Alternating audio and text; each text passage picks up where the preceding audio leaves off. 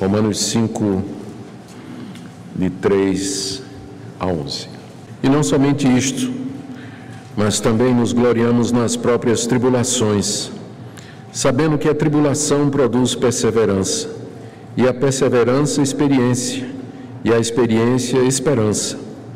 Ora, a esperança não confunde, porque o amor de Deus é derramado em nosso coração pelo Espírito Santo que nos foi outorgado. Porque Cristo, quando nós ainda éramos fracos, morreu a seu tempo pelos ímpios. Dificilmente alguém morreria por um justo, pois poderá ser que pelo bom alguém se anime a morrer. Mas Deus prova o seu próprio amor para conosco pelo fato de ter Cristo morrido por nós, sendo nós ainda pecadores. Logo, muito mais agora, sendo justificados pelo seu sangue, seremos por ele salvos da ira.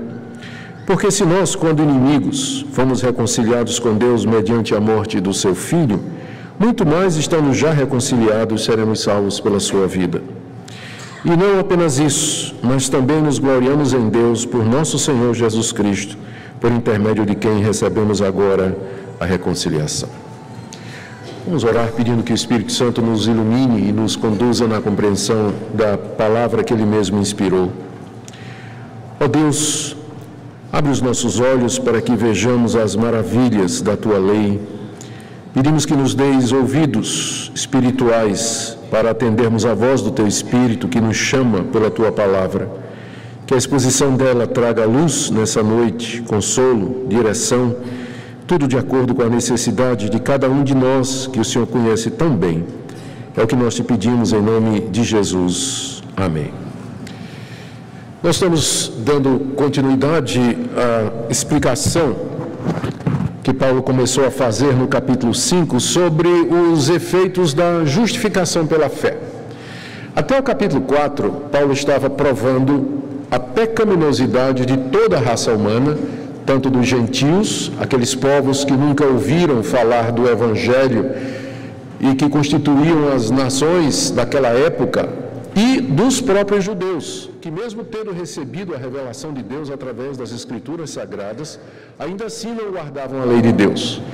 Paulo gasta tempo nos capítulos 1 e 2 e metade do capítulo 3 para provar que toda a raça humana está debaixo do juízo de Deus. E em seguida ele apresenta o único caminho pelo qual tanto os gentios, pagãos, como os judeus que receberam a revelação podem ser salvos.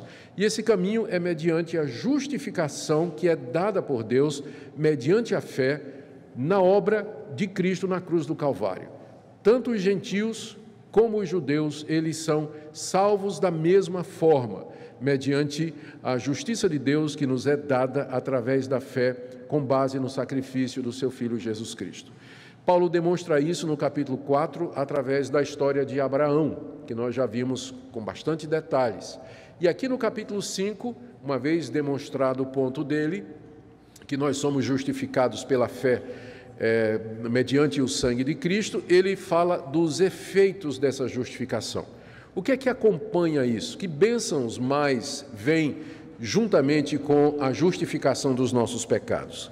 Na mensagem anterior, nós vimos nos versos 1 e 2 que Paulo menciona, em primeiro lugar, paz.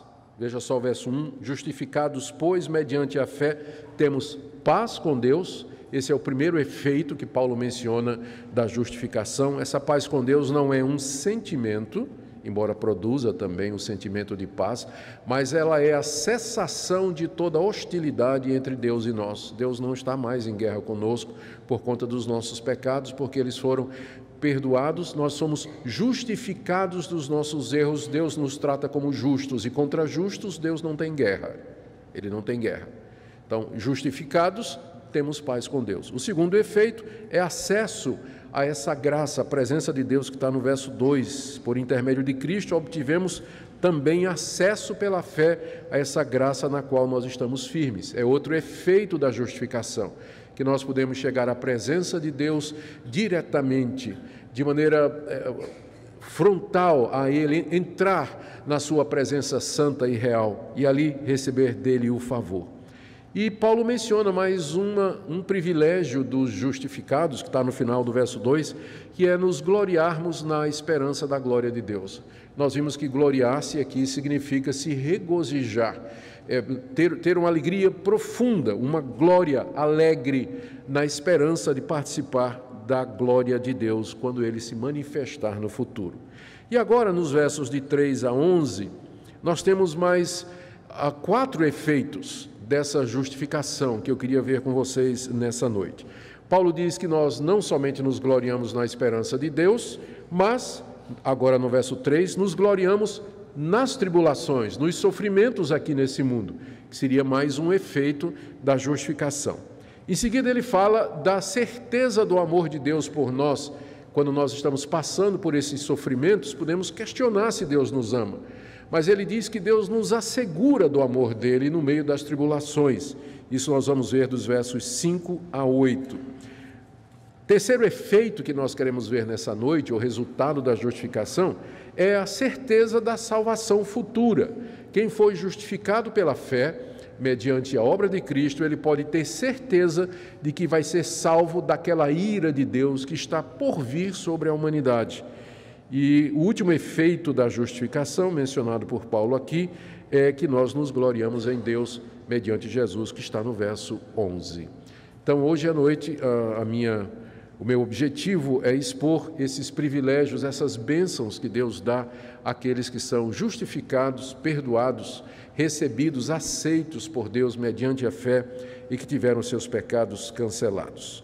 E o primeiro efeito que queremos mencionar é exatamente esse dos versos 3 e 4, que nós nos gloriamos nas tribulações. Não somente isso, estou lendo o verso 3, mas também nos gloriamos nas próprias tribulações, sabendo que a tribulação produz perseverança, a perseverança experiência e a experiência esperança.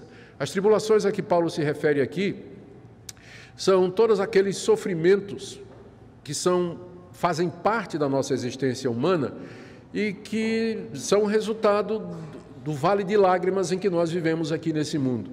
São tribulações causadas por problemas físicos, por ausência de condições financeiras, pela privação de determinadas necessidades que nós temos, hostilidade das outras pessoas, perseguições por causa do Evangelho.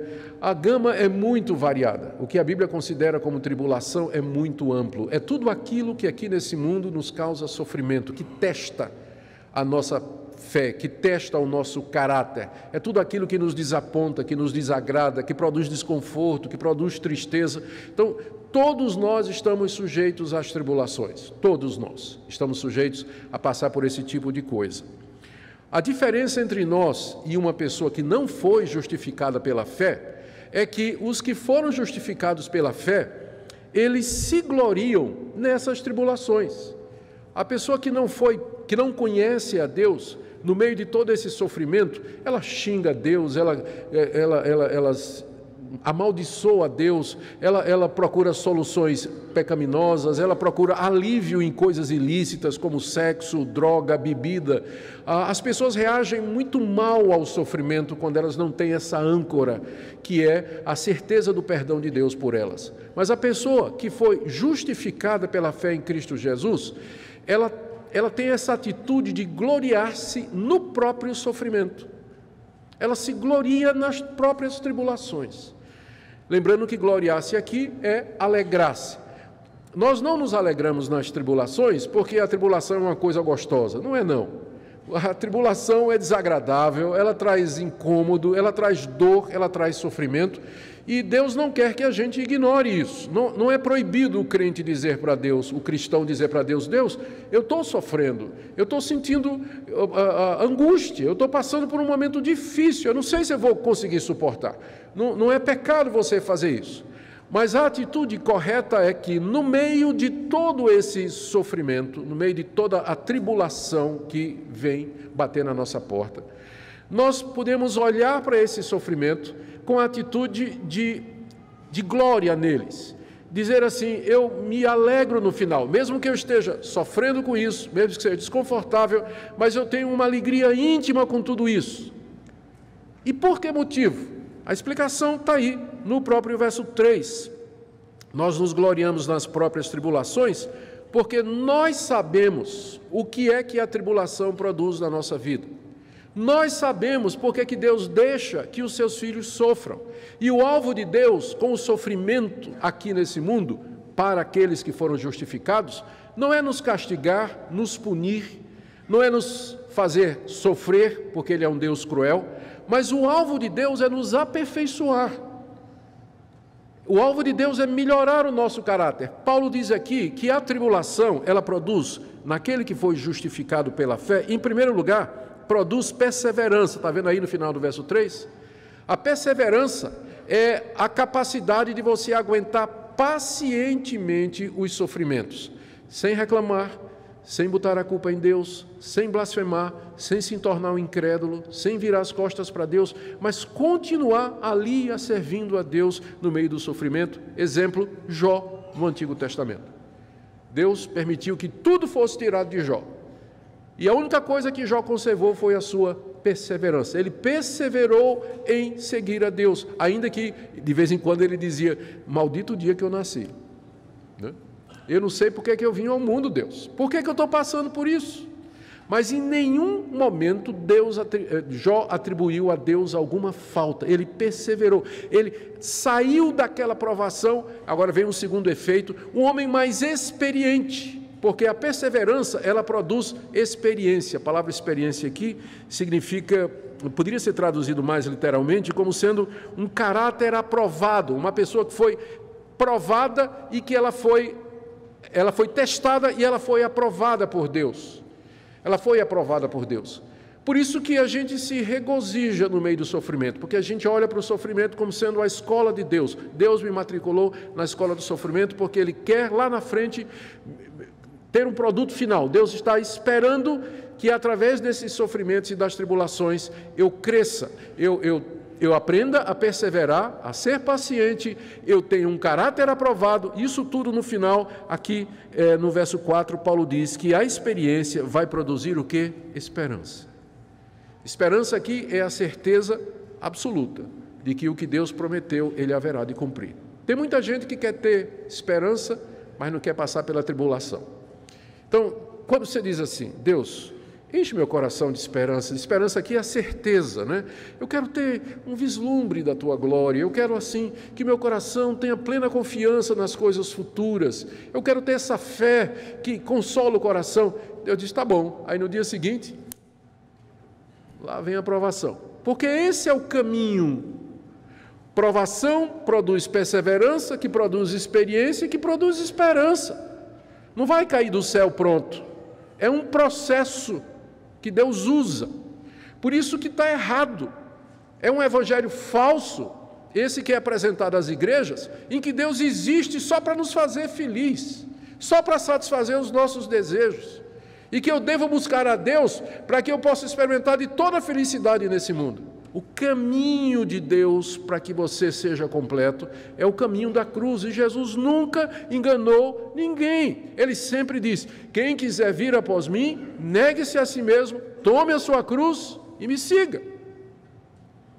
Essa teologia da prosperidade financeira e de saúde, de que Deus quer sempre nos fazer ricos, bonitos, felizes, alegres, é um falso evangelho. Deus, de fato, vai nos fazer bonitos, ricos, felizes e alegres, mas não necessariamente aqui nesse mundo. Aqui nesse mundo Ele está trabalhando o nosso caráter, e Ele faz isso através das tribulações. Por isso que o crente, o que foi justificado pela fé, ele se gloria nas próprias tribulações, porque ele sabe que todas as coisas contribuem para o seu bem, inclusive o sofrimento. A segunda bênção que Paulo menciona aqui, que acompanha a justificação, é a certeza que Deus dá ao justificado pela fé, de que esses sofrimentos, eles são decorrentes do amor de Deus e não da sua ira. Quando a gente sofre, quando o crente verdadeiro sofre, não é porque Deus está com raiva dele, mas porque Deus quer melhorar o seu caráter. Na verdade, é uma demonstração do amor de Deus. E veja como Paulo explica isso aqui. Como é que Deus nos conforta no meio de toda a nossa provação? Deus nos conforta no meio do nosso sofrimento, nos dando certeza do seu amor. Está aí do verso 5 a 8. Ora, a esperança, essa esperança que nós queremos ter, que temos da glória de Deus, ela não confunde, porque o amor de Deus é derramado em nosso coração pelo Espírito Santo que nos foi dado.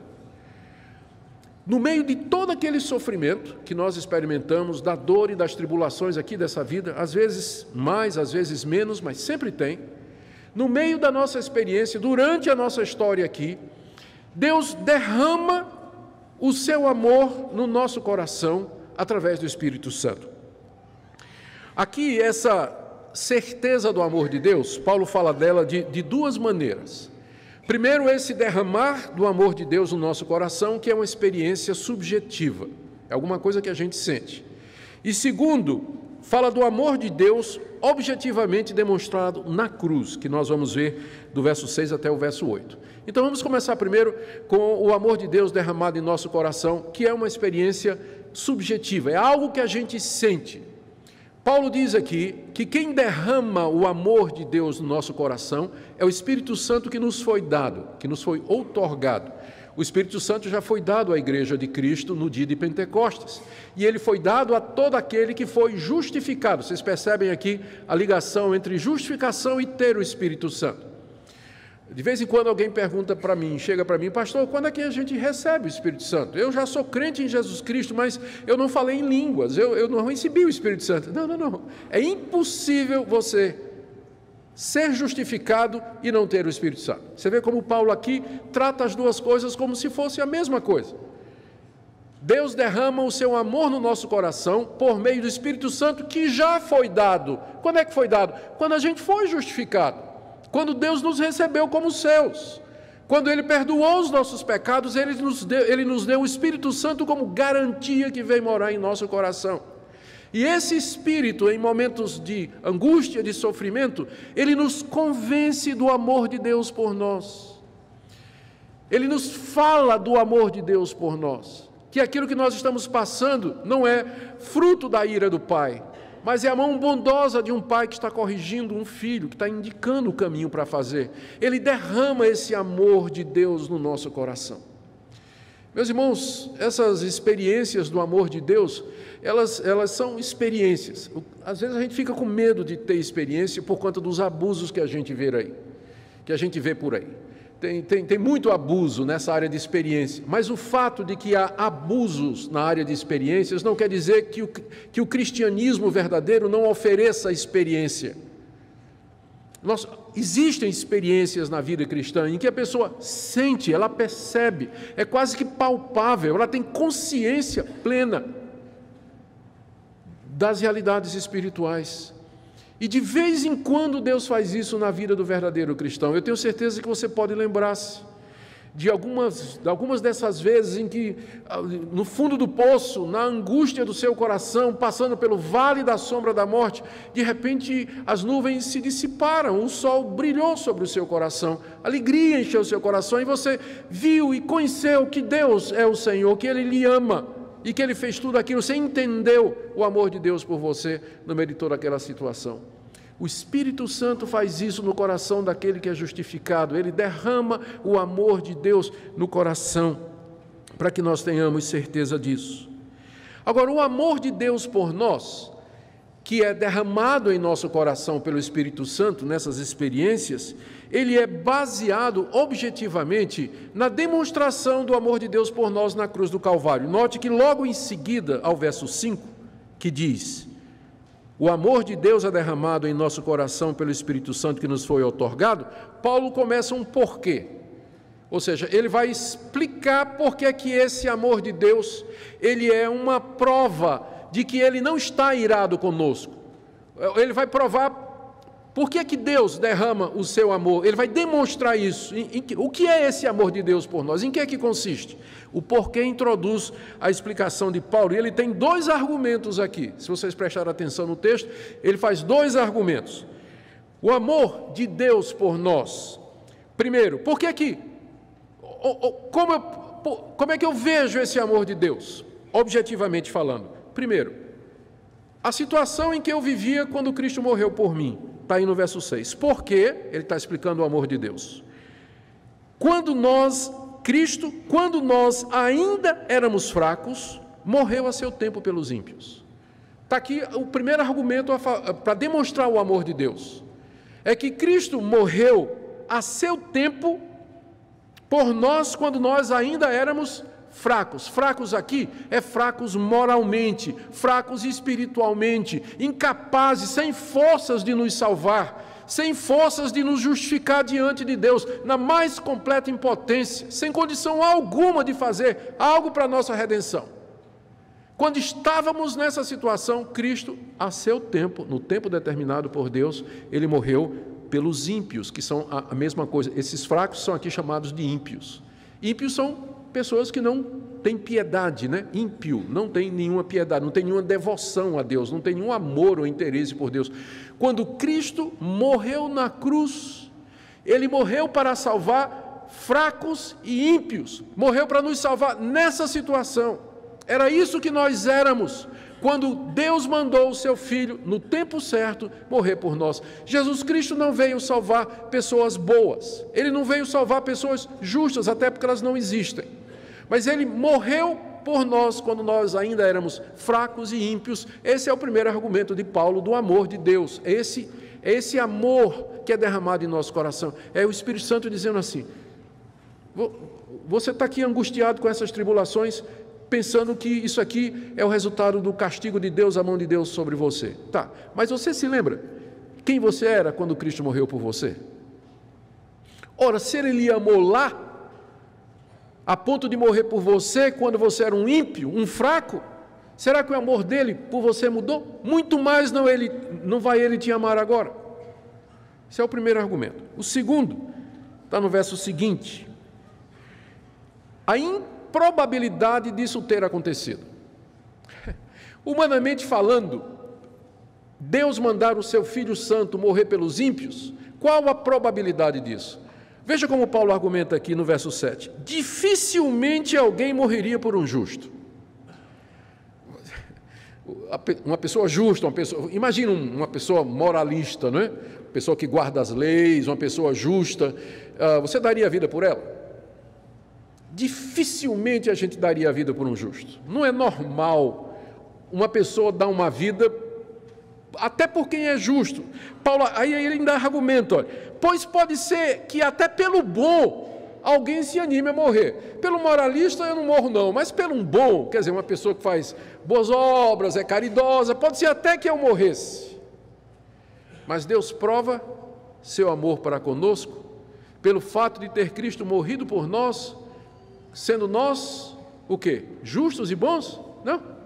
Sendo nós pecadores, tendo quebrado a sua lei, ofendido a sua santidade, nos colocado em posição de inimizade contra Ele. A situação em que nós nos encontrávamos quando Cristo morreu por nós e a improbabilidade de alguém morrer por um justo ou pelo bom, faz com que a morte de Cristo na cruz do Calvário, por ímpios como vocês e como eu, seja a maior demonstração do amor de Deus. As pessoas às vezes pensam assim: não, Deus não me ama porque não me deu um marido. Onde está o amor de Deus? Onde estava o amor de Deus quando eu perdi a minha fortuna? Onde estava o amor de Deus quando eu perdi um parente, um ente querido, um filho? Quando eu perdi a minha saúde? A resposta de Deus sempre vai ser apontar para a cruz. Lá é a demonstração do meu amor. É lá que eu provo que eu amo você. O fato de que você tem bênçãos materiais, que eu cuido de você no dia a dia, essa não é a maior demonstração do meu amor. A maior demonstração do meu amor é que eu mandei meu filho morrer por você quando você era um fraco, quando você era um ímpio, quando você era um pecador, quando seria improvável, já que nem pelo justo nem pelo bom ninguém quer morrer, Deus prova o seu amor quando mandando o seu filho morrer por pecadores como nós.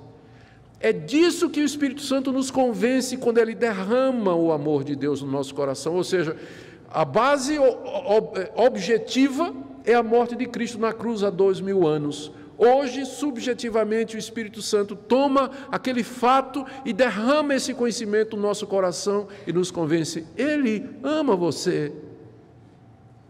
A prova do amor dele por você é o que Cristo fez por você na situação em que você se encontrava.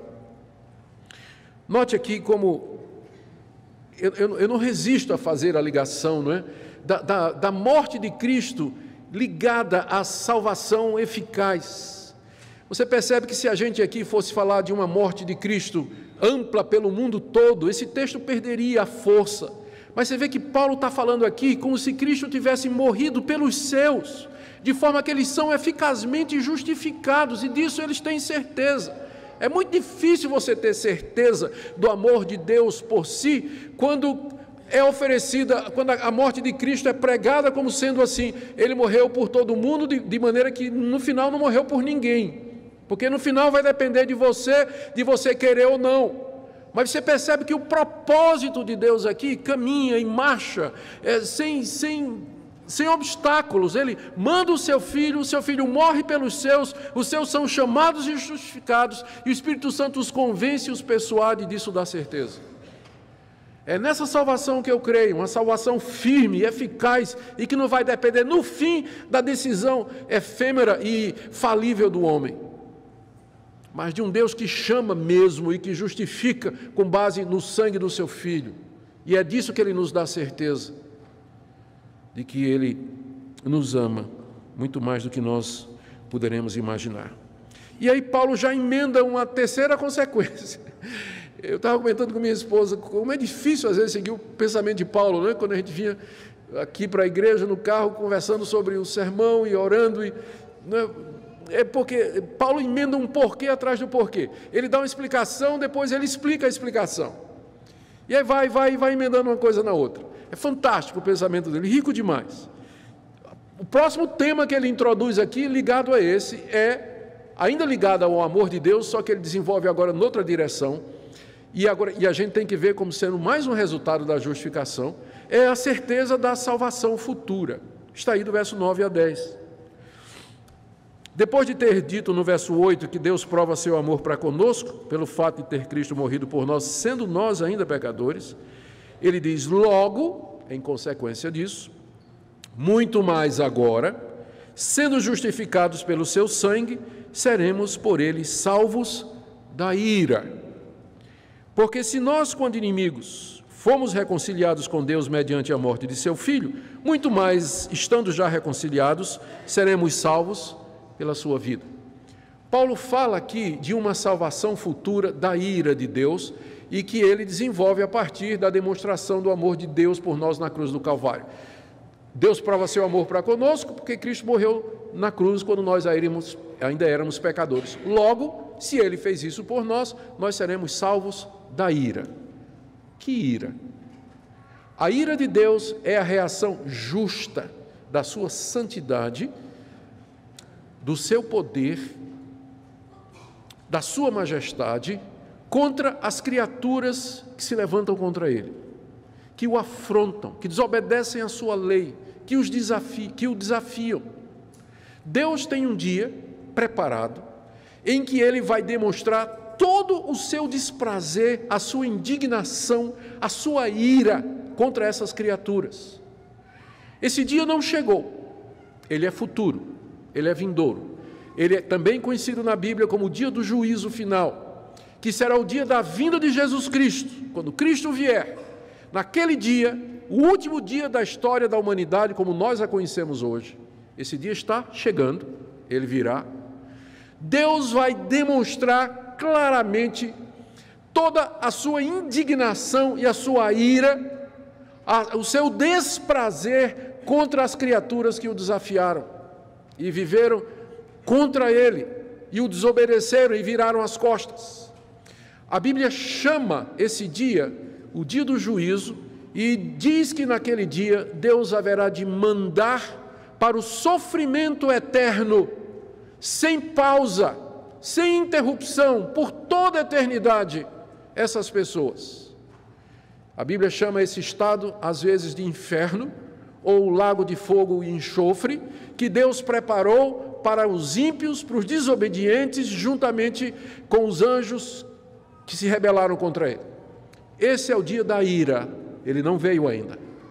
Ele ainda virá. Ele virá. É o último dia da história da nossa raça e da raça dos anjos também. É quando Deus vai demonstrar todo o seu desprazer. Por enquanto, Deus já está irado. Claro que está. Ele já está irado. Só que ele contém a sua ira. A sua ira está contida porque ele está no processo de salvação de um povo de entre a humanidade. Ele não vai destruir toda a raça humana com a sua ira. Ele está reservando um povo para si. E nós sabemos de que maneira ele fez isso. Enviando o seu Filho Jesus Cristo para morrer por esse povo que ele amou e escolheu antes da fundação do mundo. Cristo veio, pagou o pecado deles, o Espírito Santo chama pela palavra, a pessoa é justificada e passa por esse processo de aprendizado, de glória aqui nesse mundo, para que possa valorizar aquele dia, para que possa dizer: Deus, só a tua misericórdia é para me livrar do justo juízo que os meus pecados merecem. Mas a ira está vindo. A ira está vindo. Deus aqui nesse mundo, Ele nos assegura de que nós seremos salvos da sua ira. Veja o argumento de Paulo. Ele usa um argumento só, que é um argumento que a gente chama do maior para o menor. É mais ou menos assim: se Deus já fez o mais difícil, quanto mais o mais fácil. O mais difícil ele já fez. Qual era o mais difícil? O filho dele morrer por pecadores. Ora, se o mais difícil ele já fez, que foi o filho dele morrer por pecadores, o mais fácil ele fará, que é nos livrar da ira. Veja como ele argumenta aqui, no verso 9. Primeiro no verso 8. Deus prova seu amor para conosco, pelo fato de ter Cristo morrido por nós, sendo nós ainda pecadores. Logo, se Cristo morreu por nós, sendo nós ainda pecadores, sendo agora justificados pelo seu sangue, seremos por ele salvos da ira. Então Deus vai nos salvar da ira. O que é que significa? Que Ele não vai permitir que estes, por quem Cristo morreu e que foram justificados pelo seu sangue, estes não experimentarão a ira de Deus. Por quê? Porque Cristo já experimentou a ira de Deus no lugar deles. Lá na cruz do Calvário, Cristo bebeu até a última gota do cálice da ira de Deus no lugar daqueles por quem Ele morreu. Cristo já experimentou o desprazer de Deus no lugar dos justificados. Tanto é que na cruz ele gritou: Deus meu, por que me desamparastes? Tal a sensação de angústia, de sofrimento. Cristo experimentou o próprio inferno no seu coração naquele momento. Por isso, justificados pela morte de Cristo, pelo sangue de Cristo, nós seremos salvos da ira. Deus não nos incluirá no dia do juízo entre aqueles que experimentarão os tormentos eternos, sem pausa, sem remissão, por toda a eternidade. Deus nos livrará, salvará aqueles que foram justificados mediante o sangue de Jesus Cristo. E veja como esse argumento funciona, é o mesmo argumento do maior para o menor, agora no verso 10. Se nós, quando inimigos, fomos reconciliados com Deus mediante a morte do seu Filho, essa era o mais difícil. Deus se reconciliar conosco, estado de guerra, pecadores, Deus justo, ímpios, Deus santo, vis e maus, Deus onipotente, conflito. Deus nos reconcilia com Ele por meio da morte do seu Filho. Por quê? Porque o seu Filho experimenta e paga toda a nossa dívida, toda a nossa hostilidade diante de Deus. E Deus nos reconcilia com Ele, não somos mais inimigos. Somos amigos de Deus, mais do que isso, somos seus filhos. Ora, se Deus já nos reconciliou com Ele por meio da morte de Cristo Jesus, Ele também não vai nos lançar na ira, porque a ira é para os seus inimigos, para os inimigos de Deus, está reservada para os inimigos dele. Nós não somos mais inimigos, não há mais guerra entre nós e Deus por conta de Jesus Cristo, como Paulo diz aqui, final do verso 10, muito mais, estando já reconciliados, seremos salvos pela vida de Cristo, a sua morte na cruz e pela sua ressurreição. É tudo isso que o Espírito Santo derrama no nosso coração. É dessa maneira que Ele nos consola no meio das nossas tribulações. Não é, nem sempre é, tirando a tribulação. Uma vez Paulo queria isso, né? Espinho na carne. 3 vezes ele pediu a Deus: tira esse espinho da carne. Resposta de Deus: não. Eu vou te dar graça para você crescer, para você ficar humilde, para você ter perseverança, experiência e esperança. Nem sempre Deus atende às nossas orações tirando o espinho na carne. Nem sempre Ele faz isso dessa forma, mas Ele faz isso nos convencendo do seu amor. E é isso que o Espírito Santo testifica no nosso próprio coração, desse grande amor de Deus por nós. O Espírito Santo como que toma os nossos olhos e aponta para a cruz, dizendo: ali está a prova real do amor de Deus por você. Ali está a prova real de Deus ter amado você. Ele se reconciliou com você. Ele pagou os seus pecados no sangue do seu Filho. Ele apagou a sua dívida. E por isso você não vai mais sofrer o sofrimento eterno, não vai mais passar pelo sofrimento eterno, não vai experimentar o derramar da ira de Deus no dia do juízo. Ao contrário, você vai estar com o Senhor Jesus na esperança da glória de Deus, que é aquilo que ele mencionou lá no verso 2. A esperança da participação da glória de Deus, isso é confirmado pela morte de Jesus, é isso que você vai experimentar lá. É assim que o Espírito de Deus nos convence. E a última coisa que Paulo menciona está no verso 11. E não apenas isso, é o último efeito, né, da justificação.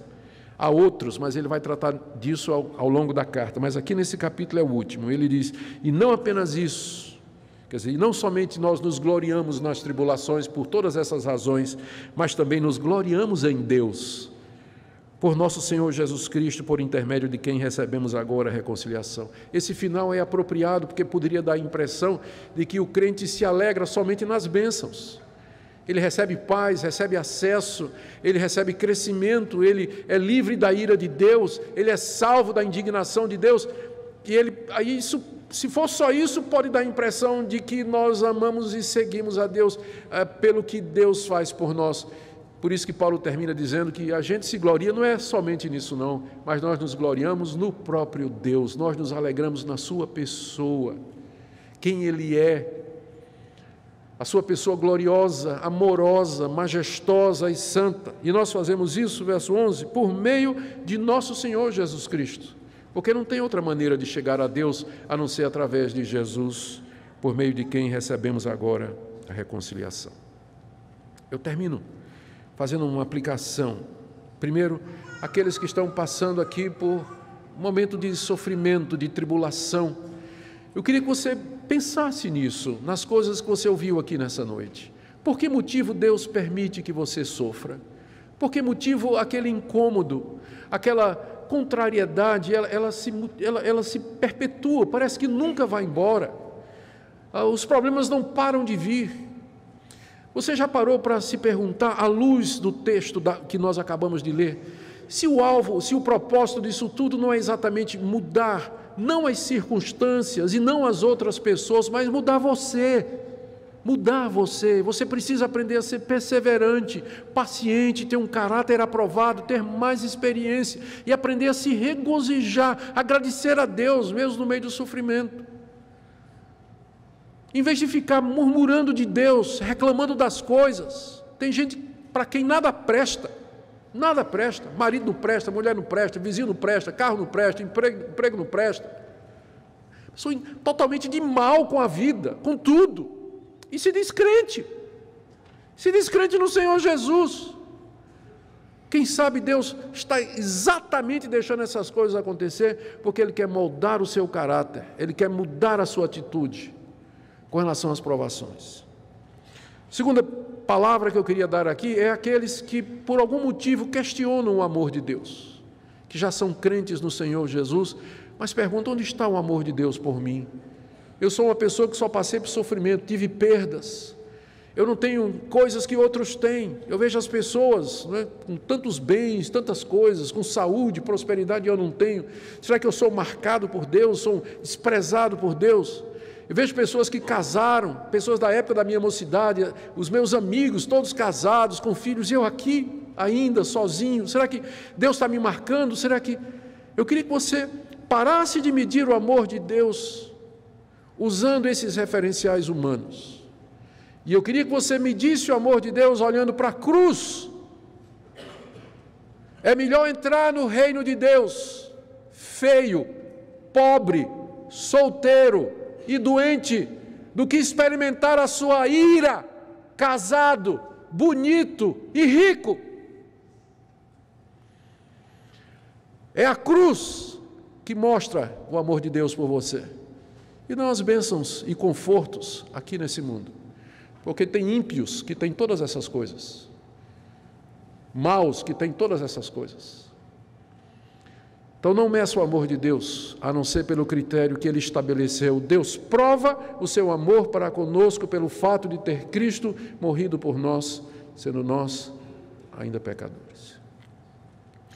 A minha última palavra é para você que está aqui nessa noite e você acha que a vida termina aqui. Eu espero que você tenha aberto bem os seus ouvidos. Há um dia da ira que se aproxima, um dia do juízo final, em que você vai se ver de frente com Deus, e você vai dar conta a Ele de todos os atos que você praticou. E naquele dia de nada vão lhe valer aquilo que você pensa que são suas boas obras, as coisas certas que você fez, porque diante da santidade de Deus elas vão se dissipar como nada. As nossas obras são como trapos imundos na presença de Deus. Você só tem uma e somente uma esperança. É o que Cristo fez na cruz por você. É o sangue de Cristo derramado naquela cruz para perdão de pecados. Nessa noite, creia nisso. Arrependa-se desses pecados. Receba Jesus como seu Senhor e Salvador. Se curve diante dEle. Renuncie à sua vida antiga. E diga: Deus, eu quero viver inteiramente para a Tua glória. Eu quero conhecer todas estas coisas. Quero conhecer este amor, essa esperança, essa paz e essa convicção da certeza da salvação da ira. Que essa seja a noite em que você faça isso, para que haja alegria nos céus, alegria aqui entre nós e alegria também no coração desse Deus amoroso que nos ama com amor infinito e imutável. Amém. Oremos. Ó Deus, aplica a Tua palavra no coração de todos que a ouviram nessa noite. Que palavras solenes, que palavras sérias são aqui descritas. Que visão horrenda da Tua ira nos é dada aqui, mas muito maior do Teu amor projetado naquela cruz, onde Teu Filho sangrou por pecadores. Nos ajuda a experimentar este amor, Senhor. Nos ajuda a sentir esse amor no meio dos nossos sofrimentos, das nossas provações. Dá-nos a Tua graça para vivermos como cristãos. É o que nós te pedimos em nome de Jesus. Amém.